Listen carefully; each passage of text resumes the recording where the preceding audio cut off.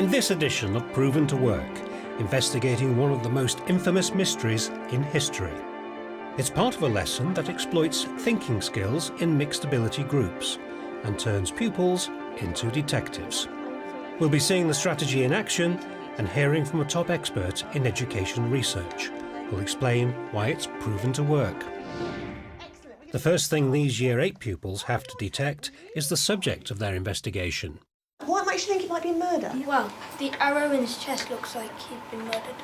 It's the first way to get them engaged, to actually show them something that actually might spark their interest, and what better way to do that than showing some sort of blood or gore or something like that in an image. They get engaged straight away, they get sucked into the idea of what is this lesson about. The pupils soon work out they're looking into the death of a king and are told it's the rather suspicious death of William Rufus. The pupils are each given a different account which they must share with other members of the group and then decide what weight to give each piece of evidence.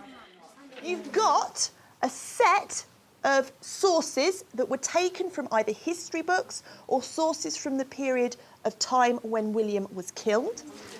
This lesson is basically intended to get the students to have a look at different types of evidence and actually communicating this evidence to one another to decide what actually happened to William II. With their weapons ready, a beast suddenly ran between them. The king drew back from his place and water let fly an arrow. They really start to build on each other's ideas. They really start to consider possibilities that they wouldn't necessarily do if they were working independently.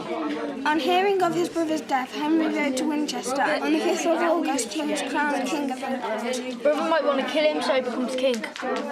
They love being the detectives.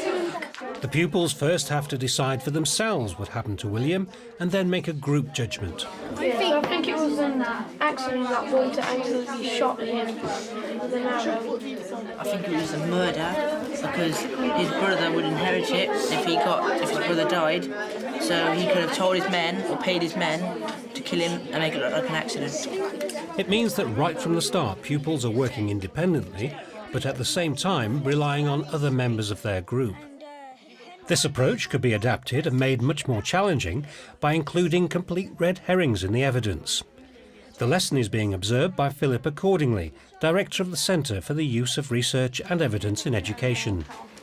Although they hadn't assigned a specific role to people, what she got the pupils to do was to think about what it means to be a good listener, what it means to be a good sharer of information, and she set up the task so it was genuinely interdependent by asking all the pupils to hold bits of information for themselves. It meant that everyone only had one piece of information, they relied on each other. It meant that children who are slower to read were able to use their listening skills as well as their reading skills. Right then, there's been some real heavy debating going on some of these front tables. It's actually very impressive.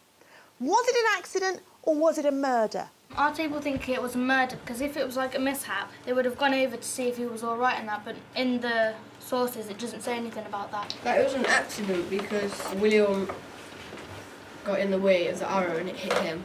Miss, I don't think the stag even was there. I just think he just aimed at King William. This detective work is an example of thinking skills which, according to the research, can be effective across the curriculum.